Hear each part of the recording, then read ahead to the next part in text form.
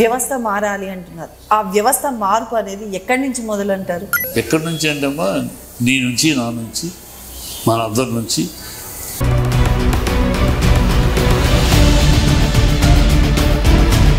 మన తల్లిదండ్రులు కానీ అంతకు ముందు కానీ ఓటుకు నోటు నడుస్తూనే వచ్చింది. అది ఇప్పటికీ కూడా కాలక్రమేణా అదే నడుస్తుంది. లేదమ్మా, నువ్వు చాలా పొరపాటు అమ్మా. చిన్న వయసు నీ వయసు, నీ వయసులో నువ్వు చూసిన దాన్ని బట్టి చెప్తున్నావు. నా వయసులో నేను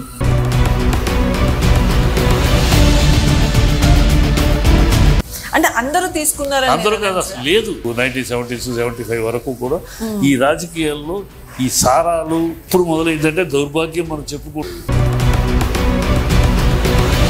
రామారావు గారి పీరియడ్, ఈ పీరియడ్ మా చంద్రబాబు గారి గురించి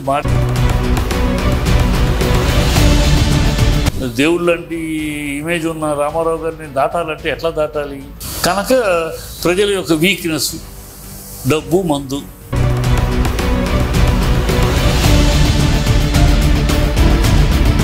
సిగ్గు శరం మనకు ఉండాలి.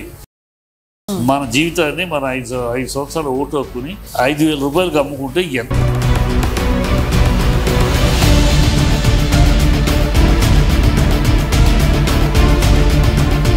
మన తెలుగు మీడియా ఆ పార్టీకో ఈ పార్టీకో బడ్జెట్ చేయడం తప్పితే ప్రజల ఎజెండా ఉందా? నమస్తే, నా పేరు లక్ష్మి. అందరికీ తెలుసు కదా నేనెవరో. ఈరోజు ఒక ముఖ్యమైన వ్యక్తిని కలవడానికి వచ్చాము. ఆ ముఖ్యమైన వ్యక్తి ఎవరో చెప్పే ముందు వారి గురించి ఒక చిన్న ఇంట్రో ఇచ్చేస్తాను.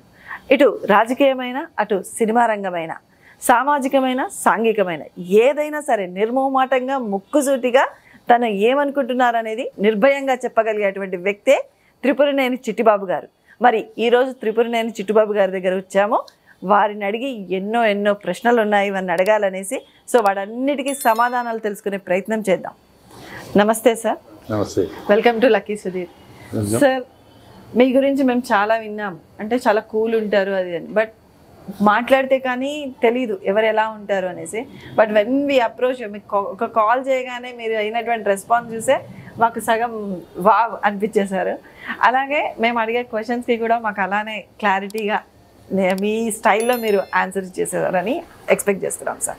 యా, ఫస్ట్ క్వశ్చన్ సార్, మీ ఎనాలిసిస్ ప్రకారం వ్యవస్థ మారాలి అంటున్నారు. ఆ వ్యవస్థ మార్పు అనేది ఎక్కడి నుంచి మొదలంటారు? ఎక్కడి నుంచి అంటే అమ్మా, నీ నుంచి, నా నుంచి, మన అందరి నుంచి. ఇవాళ మోరల్ సైన్స్ పిల్లల్ని వ్యక్తులుగా తయారు చేసే తల్లి ఒడి లేదు, వ్యక్తులుగా తీర్చిదిద్దే బడి లేదు. తల్లి ఒడి, బడి, వీటిలో మనుషులు, పిల్లలు ఇక్కడే తల్లి ఒడి నుంచి బడిలోకి వెళ్ళి ఒక వ్యక్తులుగా తయారవుతారు. ఆ వ్యక్తులుగా, శక్తులుగా తయారు చేసింది ఈయే. ఇక్కడ ఆ వ్యక్తులుగా, శక్తులుగా తయారు చేయటం మానేసి, తల్లి ఒడి మానేసింది, బడి మానేసింది. వాళ్ళని ఒక మిషన్గా తయారు చేయటం. తల్లి బిడ్డ పుట్టిన కాడ నుంచి వీడు ఎంత సంపాదించాలి, ఏం సంపాదించాలి, ఫారిన్కి వెళ్ళి ఏం చేయాలి, దానికి ఏం కావాలి, దానికి వాడిని ఎంత డబ్బులు సంపాదించే ఒక మిషన్గానే తల్లి ఒడి చూస్తాను.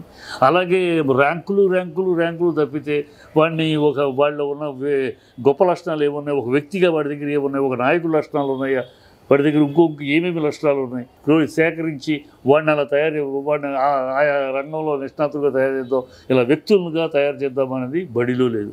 ఈ తల్లి ఒడిలో లేదు, బడిలో లేదు, మనలో లేదు. మనలో మా సమాజం అంటే ఎవరమ్మా? మనమే, నువ్వు, నేను, ఈయన, అందరూ మనమే సమాజం.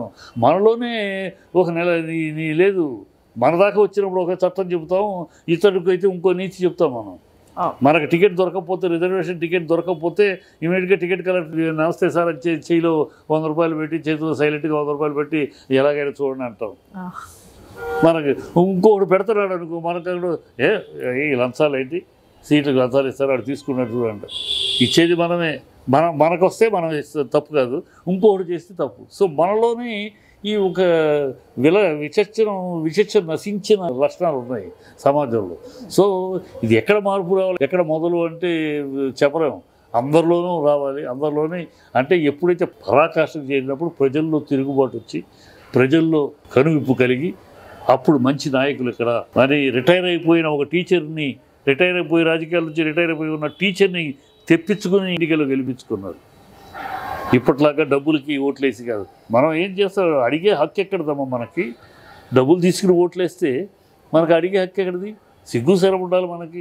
5 ఏళ్ల మన జీవితాన్ని, 5 ఏళ్ల మన హక్కుల్ని 5,000 రూపాయలకు అమ్ముతున్నాం అంటే రోజుకి ఎంత? మన బతుకు విలువ మన ఓటు విలువ రోజుకి 30,000 అమ్ముతున్నాం. సిగ్గు శరం ఉండదు మనకి. వాడికి మనం ఓట్లకి డబ్బులు తీసుకుని ఓట్లేసేసి, సారా బాటిల్కి బిర్యానీలు ఓట్లేసేసి వాడిని నువ్వు వచ్చి చేయలేదంటే వాడు ఎందుకు అడుగుతూ ఉంటాడు?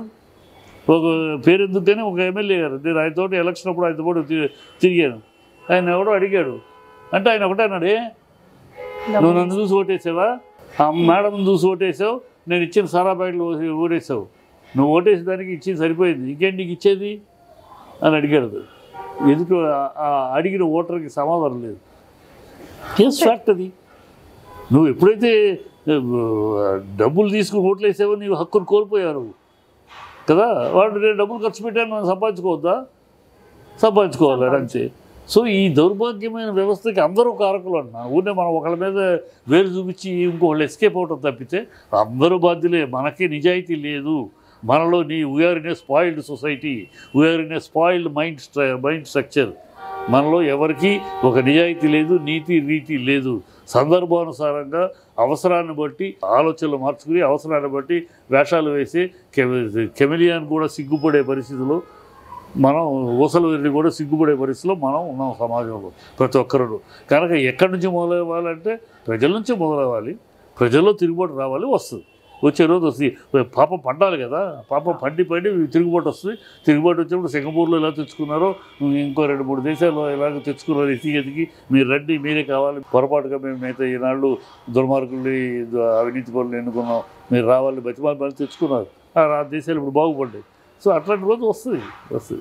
సార్ మీరు అన్నట్టుగానే అంటే ఇంతకు ముందు చూసుకుంటే మన తల్లిదండ్రులు కానీ అంతకు ముందు కానీ ఓటుకు నోటు నడుస్తూనే వచ్చింది. అది ఇప్పటికీ కూడా కాలక్రమేణా అదే నడుస్తుంది. కాకపోతే ఆ రోజు 100 రూపాయలు ఇచ్చారేమో, ఈరోజు 5,000 10,000 ఇస్తున్నారు. అంతే తేడా తప్ప ఓటుకు మాత్రం నోటు కంపల్సరీ అన్నట్టుగా అయిపోయింది.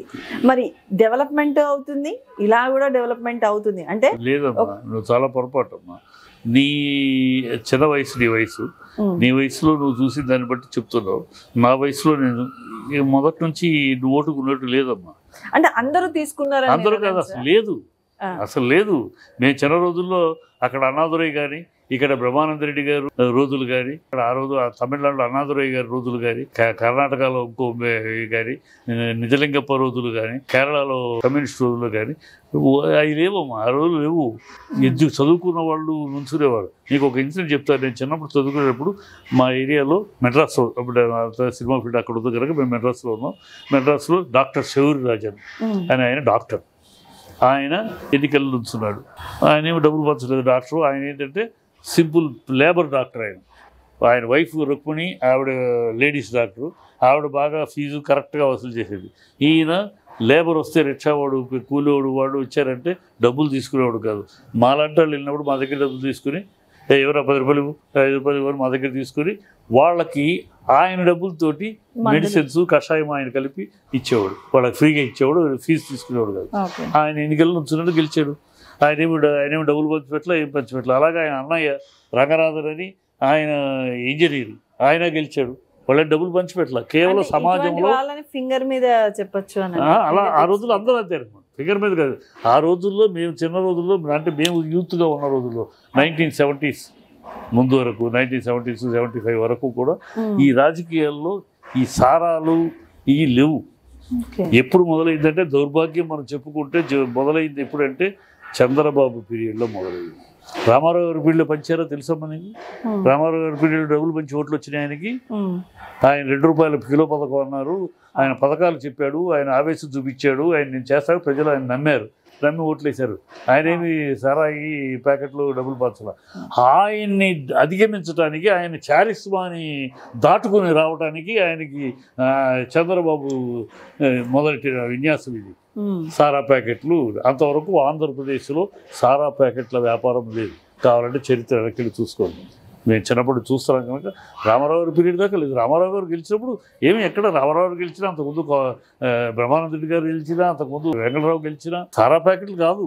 ఒక అడ్మినిస్ట్రేషను పార్టీ వీళ్ళ ఈ చెప్పడం మేనిఫెస్టోలు చెప్పడం వాటికి పాటుపడటం అలా చేయకపోతే ఓడిపోయారు తప్పితే నక్సలైట్లను అణచడంలో వెంకటరావు గారు, అడ్మినిస్ట్రేషన్ లైన్లో పెట్టడంలో చెన్నారెడ్డి గారు, ఇలా ఒక్కొక్కరు వాళ్ళ యొక్క పరితరం మీద ప్రజలకి మంచి మంచి పనులు చేయటం, ప్రజల్లో దీన్ని పొంది చెప్తే డబ్బులు ఇచ్చి కాదు, డబ్బులు ఇచ్చి అప్పుడేం గెలవాలి. చంద్రబాబు అనేవాడు మొదలెట్ట అది అంటుకుంది, చంద్రబాబు అంటుకుంది, అది తమిళనాడులో కూడా అంటుకుంది. నేను చిన్నప్పుడు తమిళనాడులో ఉన్నాను. తమిళనాడులో కామరాజు గారు డబ్బులు పంచారా, అన్నాదురై గారికి డబ్బులు పంచారా? వాళ్ళతో తిరిగిన వాళ్ళమ్మ, వాళ్ళతో ఎన్నికల్లో తిరిగిన వాళ్ళు మేము చూసాం కళ్ళారా. వాళ్ళైనా డబ్బులు పంచలేదు, వాళ్ళని ఎవరు డబ్బులు అడగలేదు. వాళ్ళ నాయకత్వాన్ని, వాళ్ళ యొక్క ఎజెండాని, వాళ్ళు చెప్తున్న విషయాల్ని అన్నాదురై గారు వచ్చారు, నేను గుడిసెలు పీకేసేసి మొత్తం బిల్డింగ్లు ఇస్తాను. అప్పుడు ఏంటంటే వాన వచ్చినా ఈ గుడిసెలు కూలిపోయి, ఎండాకాలం వస్తే మండిపోయి కాలిపోయి, సో అది కానీ మొత్తం బోర్డు పెట్టాడు, ఒక స్కీమ్ పెట్టాడు, అన్ని గుడిసెలు ఎత్తేసేసి పక్కా బిల్డింగ్లు అని నమ్మారు, గెలిపించారు, ఆయన అన్నీ కట్టించారు. ఆ స్కీమే కూడా దేశం అంతా అన్ని దేశాలు అందరూ వాడుతున్నారు. అయితే ఆ రోజుల్లో గుడిసెలు మా చిన్నప్పుడు ఎండాకాలం వస్తే విజయవాడలో గుడిసెలు తగలబడాయి, మెడ్రాసులో గుడిసెలు తగలబడాయి, ఎండకి అంత ఎండకు తగలబడిపోయాయి. అలాంటిది ఇవాళ ఆ పరిస్థితి లేదంటే ఆ రోజు అన్నాదురై గారు అలా కారణం ఈయన వచ్చారు, కామరాజు గారు ఆయన స్కీమ్స్ తోటి, ఆయన స్కీమ్తో పిల్లలకు చదువు, మధ్యాహ్న భోజన పథకం ఆయన తీసుకొచ్చింది. ఆయన ఒకసారి స్కూల్కి వెళ్తే పిల్లలు ఉన్నారు, ఎవరు తెలియదు, ఏంటంటే భోజనం లేదు, మళ్ళీ వెళ్ళి రావటం ఇక్కడే ఉన్నారు. అప్పుడు ఆయన మధ్యాహ్న భోజన పథకం పెట్టాడు. పిల్లలు రావట్లేదు, ఎందుకు రావట్లేదు అంటే మధ్యాహ్నం భోజనం లేదు, అందుకని మధ్యాహ్నం తర్వాత వెళ్ళిపోతున్నారు. అలా కాదని ఆయన మధ్యాహ్న భోజనం ఆయన పెట్టాడు. వాడు మరి దేశం అంతా అది బాగోదు. సో అట్లా ఆ రోజుల్లో వాళ్ళ పథకాలను బట్టి, వాళ్ళ ప్రజలకు వాళ్ళు చేసిన మంచిని బట్టి, ప్రజలకు వాళ్ళు చేసిన సేవను బట్టి ఓట్లు పడ్డాయి. అప్పుడు డబ్బులు ప్రమేయం లేదు, డబ్బులు ఎవరు ఇచ్చిన చీప్గా చూసేవారు, డబ్బులు ఇస్తామన్నమాట. అది ఈ పీరియడ్ చంద్రబాబు గారి గురించి మారింది. అది తమిళనాడులో కూడా అంటింది, ఇంకా అన్ని రాష్ట్రాలకి అంటింది. మన రాష్ట్రంలో హై పీక్ అనుకోండి, 5,000 6,000 మన రాష్ట్రంలో అయితే ఎక్కడంతా 500 మ్యాక్సిమం. మన రాష్ట్రం పీక్కి తీసుకెళ్ళాడు చంద్రబాబు. సో అంటే చంద్రబాబు అంటే అతని రాజకీయ పరిస్థితి, అతను మహానాయకుడు, దేవుడు లాంటి ఇమేజ్ ఉన్న రామారావు గారిని దాటాలంటే ఎట్లా దాటాలి? కనుక ప్రజల యొక్క వీక్నెస్, డబ్బు, మందు, వాటితోటి ప్రజల్ని పట్టు ఆకట్టుకోవాలని చూశాడు. అది సక్సెస్ అయ్యాడు. అది అందరికీ అది మార్గం అయిపోయింది. అంతే తప్పితే ఈ అలాంటి నుంచి వాళ్ళ ఎక్కువ ఇవాళ తక్కువ కాదు. ఈ మొదలైంది ఇప్పుడే. ఇది వాళ్ళ పెరిగి పాపిష్టిలాగా పెరిగింది. ఇది ప్రజలు కూడా రియలైజ్ కావాలి. మనం ఏం చేస్తున్నాం, మనకు సిగ్గు శరం మనకు ఉండాలి. మన జీవితాన్ని మన 5 సంవత్సరాలు ఓటు హక్కుని 5,000 రూపాయలకు అమ్ముకుంటే ఎంతకు అమ్ముతున్నాం మనం? ఒక టీ కప్పు కూడా కాస్ట్ కూడా కాదే. అంత హీనమా? మన హక్కు అంత హీనమైనదా అని ప్రజలు ఆలోచించుకోవాలి. ప్రజల్ని అలా ఆలోచింప చేయాలి. మన మీడియాకు కూడా బాధ్యత ఉంది. మీడియాకు లేదా? ఈ సమాజ భావం మీడియా బాధ్యత వస్తా? ఇవాళ మీడియాలో మన తెలుగు మీడియా అంత దౌర్భాగ్యమైన మీడియా దేశంలో ఎక్కడైనా ఉందా? మన తెలుగు మీడియా ఒకటి ఆ పార్టీకో లేకపోతే ఈ పార్టీకో భజన చేయడం తప్పితే ప్రజల ఎజెండా ఉందా? ఎక్కడా లేదు. ప్రజల తరపున ఏమైనా మాట్లాడతారో మాట్లాడరు. అదే చెప్తా. అది ఎందుకు ఉండనివ్వరమ్మా?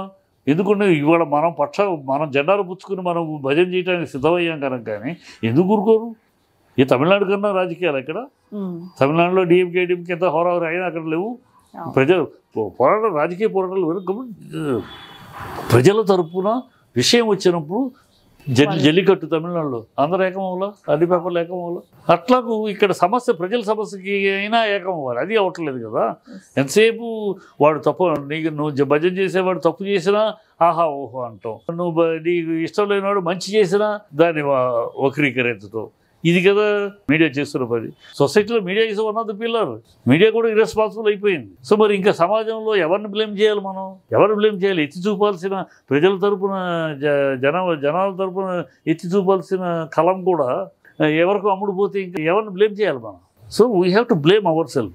ఎక్కడి నుంచి మొదలంటే నా పాయింట్ ఆఫ్ వ్యూ ప్రజల నుంచే మొదలు కావాలి. ప్రజల్లో తిరుగుబాటు కావాలి, తిరుగుబాటు రావాలి. వచ్చేలాగా అందరూ ఆ రోజు వస్తుంది, ఖచ్చితంగా వస్తుంది. ఎప్పటికీ పెరుగుట విరుగుట కూడా. కానీ ఎప్పటికీ ఎంత పెరుగుతారు? ఈ దౌర్జన్యం, ఈ దోపిడీలు, ఈ దుర్మార్గాలు, ఈ అవినీతులు, ఈ అబద్ధాలు ఆరబోతులు ఎన్నాళ్ళు సాగుతారు? 5 ఏళ్ళు, 10 ఏళ్ళు, 20 ఏళ్ళు. ఎప్పుడో ఒకసారి పతనం అవ్వక తప్పదు.